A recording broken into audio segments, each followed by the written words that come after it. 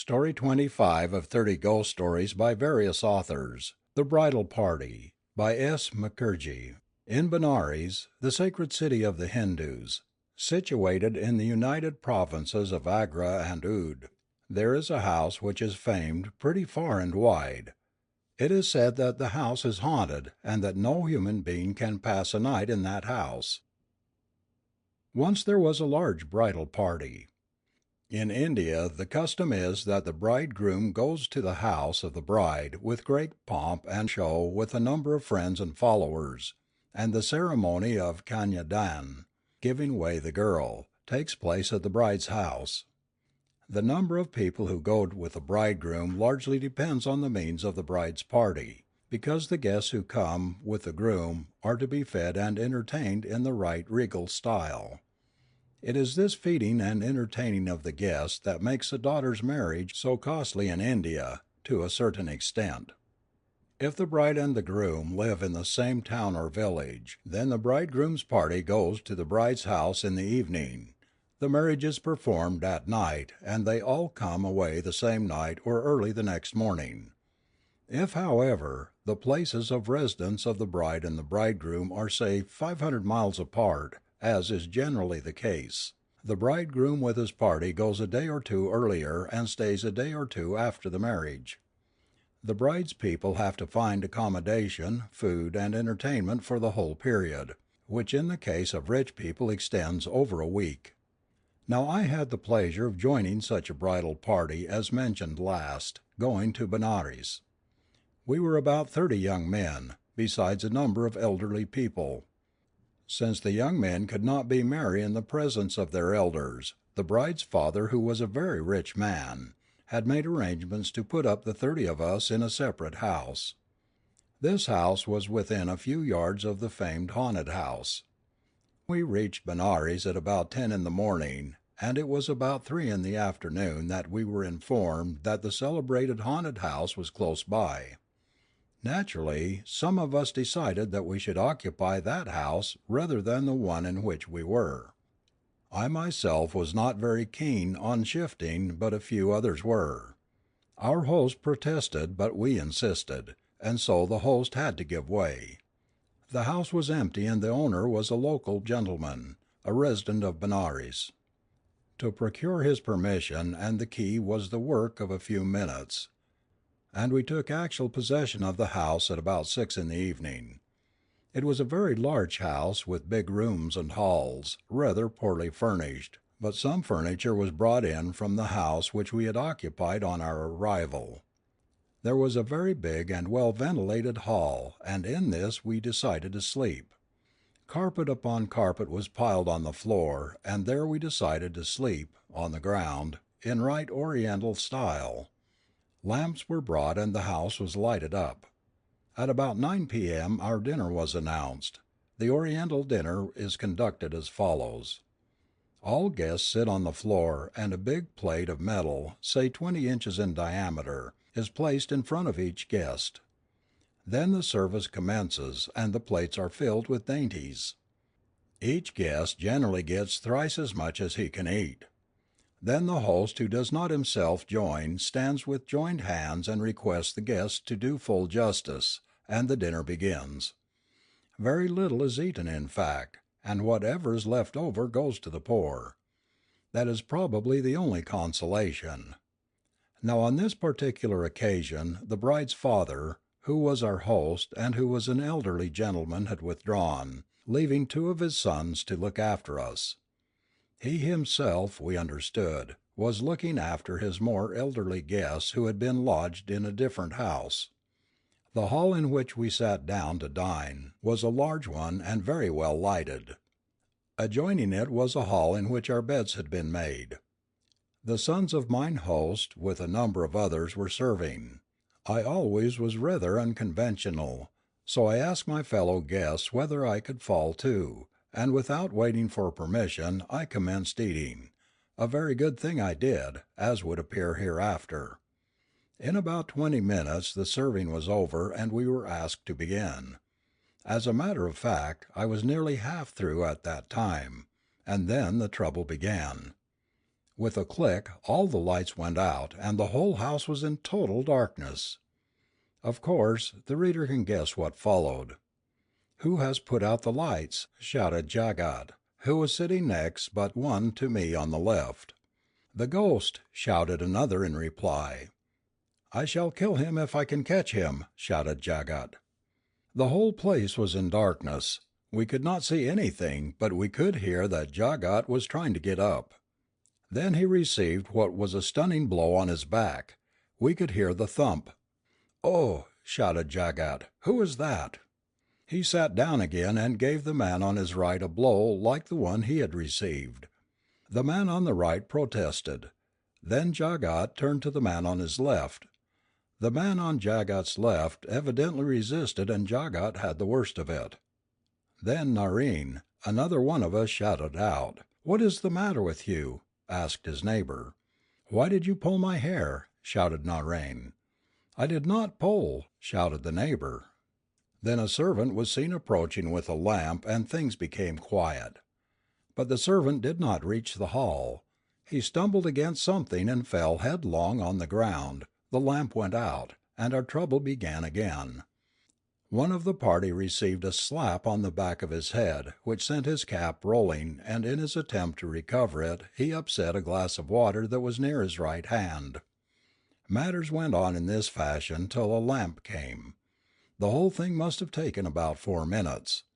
When the lamp came we found that all the dishes were clean. The edibles had mysteriously disappeared. The sons of mine host looked stupidly at us, and we looked stupidly at them and at each other. But there it was, there was not a particle of solid food left. We had therefore no alternative but to adjourn to the nearest confectioner's shop and eat some sweets there. That night would not pass in peace, we were sure, but nobody dared suggest that we should not pass the night in the haunted house. Once having defied the ghost, we had to stand to our guns for one night at least. It was well after 11 o'clock at night when we came back and went to bed. We went to bed but could not sleep. The room in which we all slept was a big one, as I have already said, and there were 2 wall lamps in it. We lowered the lamps then the lamps went out, and we began to anticipate trouble. Our hosts had all gone home, leaving us to the tender mercies of the ghost. Shortly afterwards we began to feel as if we were lying on a public road and horses passing along the road within a yard of us. We also imagined we could hear men passing close to us whispering. Sleeping was impossible. We all remained awake talking about different things, till a horse came very near. And thus the night passed away. At about 4 in the morning one of us got up and wanted to go out. We shouted for the servant called Kalu, and within a minute Kalu came with a lantern. One of our fellow guests got up and went out of the room, followed by Kalu. We could hear him going along the dining hall to the head of the stairs. Then we heard him shriek. We all rushed out. The lighted lantern was there at the head of the stairs, and our fellow guest at the bottom. Kalu had vanished. We rushed down, picked up our friend, and carried him upstairs. He said that Kalu had given him a push and he had fallen down. Fortunately he was not hurt. We called the servants and they all came, Kalu among them.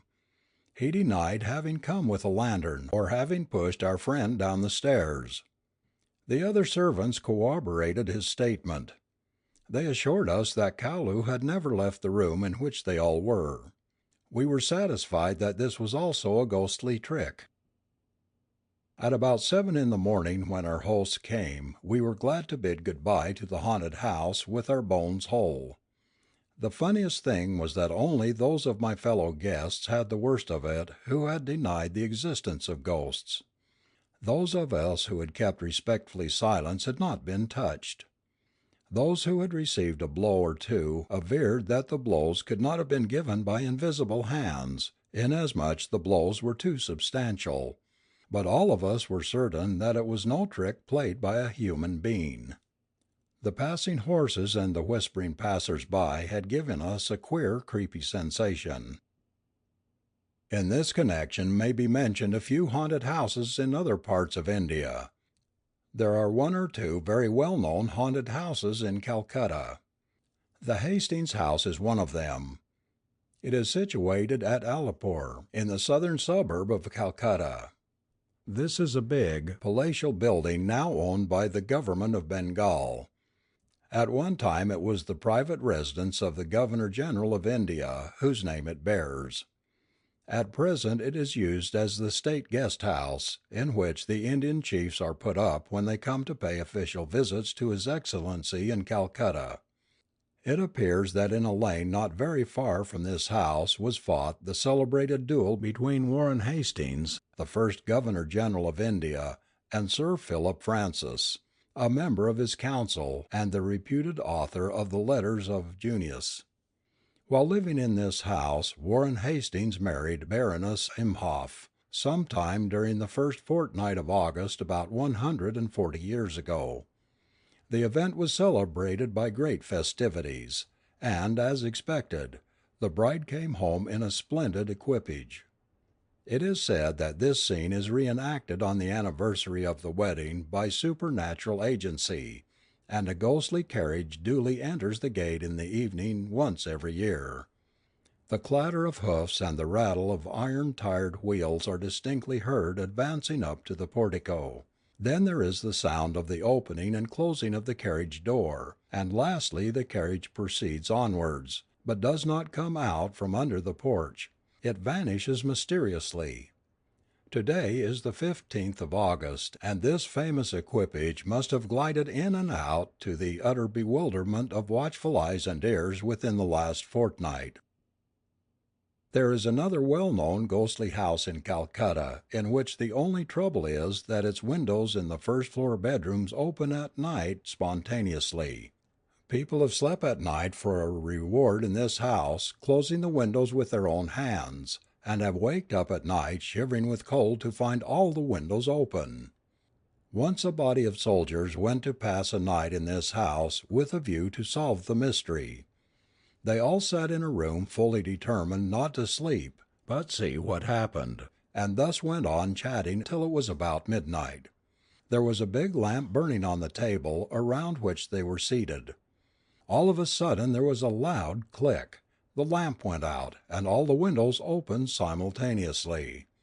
The next minute the lamp was alight again. The occupants of the room looked at their watches. It was about 1 a.m. The next night they sat up again, and one of them with a revolver. At about 1 in the morning this particular individual pointed his revolver at one of the windows. As soon as the lamp went out, this man pulled the trigger 5 times and there were 5 reports. The windows, however, opened and the lamp was alight again as on the previous night. They all rushed to the window to see if any damage had been done by the bullets. The 5 bullets were found in the room, but from their appearance, it seemed as if they had struck nothing. Evidently the bullets would have been changed in shape if they had impinged upon any hard surface. But then this was another enigma. How did the bullets come back? No man could have put the bullets there from before, for they were still hot when discovered, or could have guessed the bore of the revolver that was going to be used. On the 3rd night, to make assurance doubly sure, these soldiers were again prisoned in the room, but on this occasion they had loaded their revolver with marked bullets. As it neared 1 o'clock, one of them pointed the revolver at the window. He had decided to pull the trigger as soon as the lamp would go out, but he could not. As soon as the lamp went out, this soldier received a sharp cut on his wrist with a cane, and the revolver fell clattering onto the floor. The invisible hand had left its mark behind, which his companion saw after the lamp was alight again. Many people have subsequently tried to solve the mystery, but never succeeded. The house remained untenanted for a long time, and finally it was rented by an Australian horse dealer, who however did not venture to occupy the building itself, and contented himself with erecting his stables and offices in the compound where he is not molested by the unearthly visitors. There is another ghostly house, and it is in the United Provinces. The name of the town has been intentionally omitted. Various people saw numerous things in that house, but a correct report never came. Once a friend of mine passed a night in that house. He told me what he had seen. Most wonderful, and I have no reason to disbelieve him. I went to pass a night in that house, and I had only a comfortable chair, a small table, and a few magazines besides a loaded revolver. I had taken care to load that revolver myself so that there might be no trick, and I had given everybody to understand that. I began well. The night was cool and pleasant, the lamp bright, the chair comfortable, and the magazine which I took up interesting. But at about midnight I began to feel rather uneasy. At 1 in the morning I should probably have left the place, if I had not been afraid of friends whose servants I knew were watching the house and its front door. At 1:30 I heard a peculiar sigh of pain in the next room. This is rather interesting, I thought. To face something tangible is comparatively easy. To wait for the unknown is much more difficult. I took out the revolver from my pocket and examined it. It looked quite all right, this small piece of metal which could have killed 6 men in half a minute. Then I waited. For what? Well, a couple of minutes of suspense, and the sigh was repeated. I went to the door dividing the two rooms and pushed it open.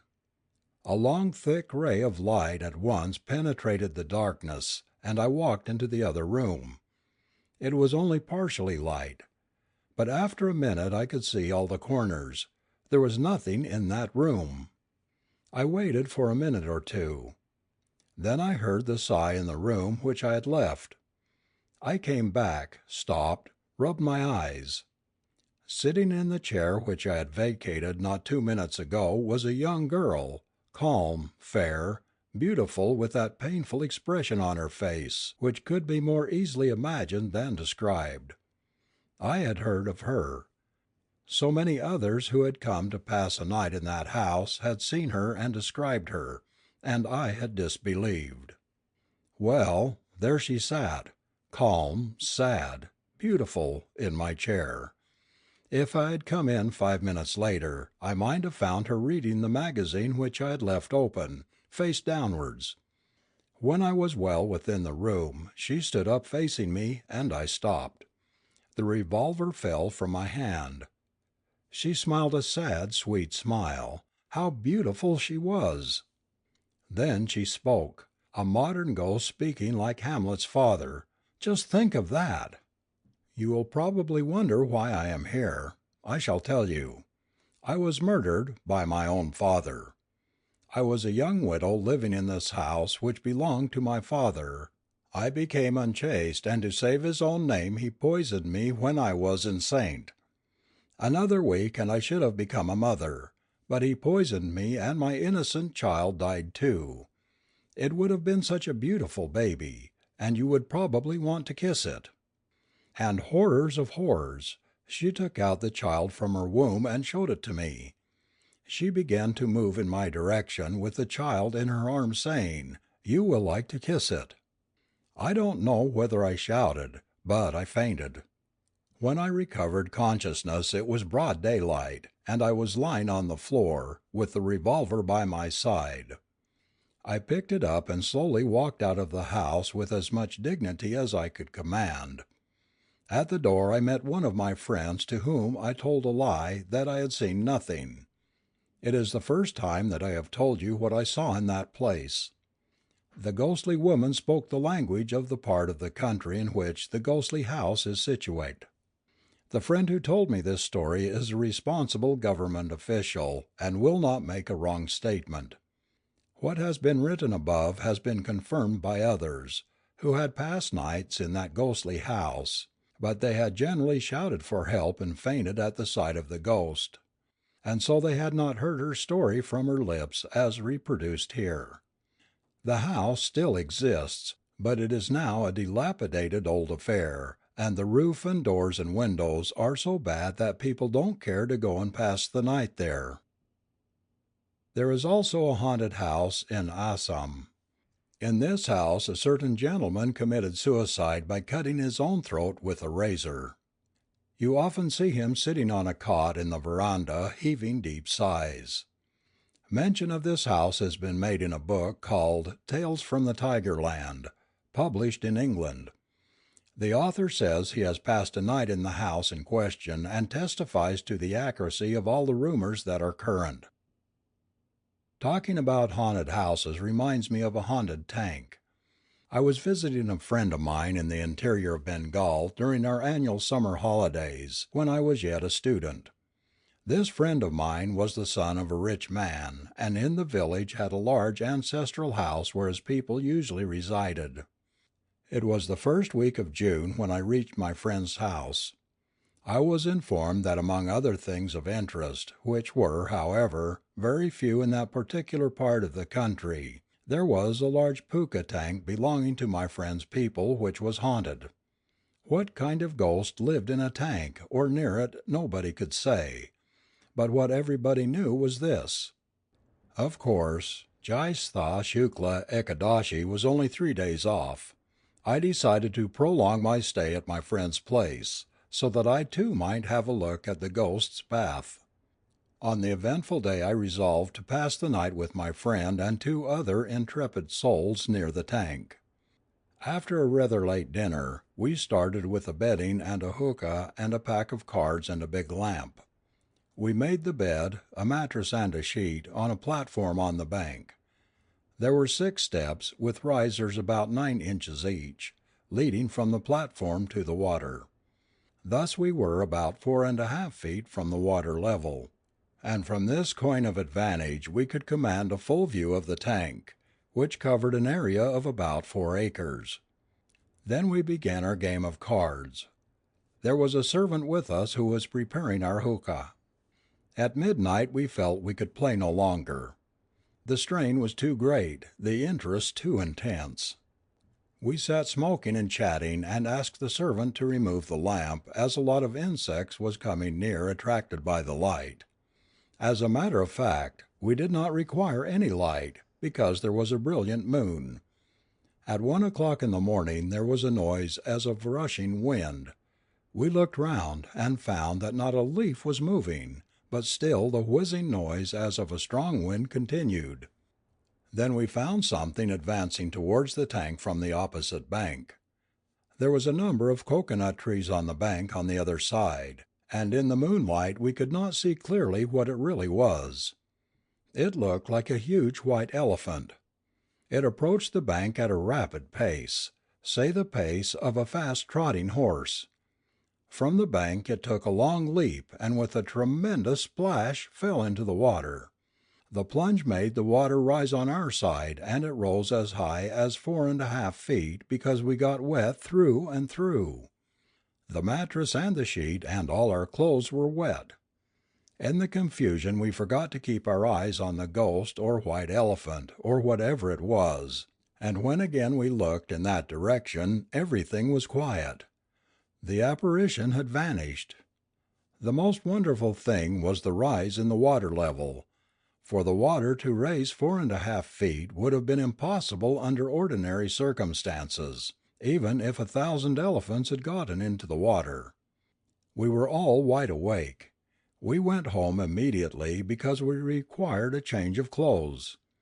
The old man, my friend's father, was waiting for us. "Well, you are wet," he said. "Yes," said we. "Rightly served," said the old man. He did not ask what had happened. We were told subsequently that he had got wet like us a number of times when he was a youngster himself. End of story 25.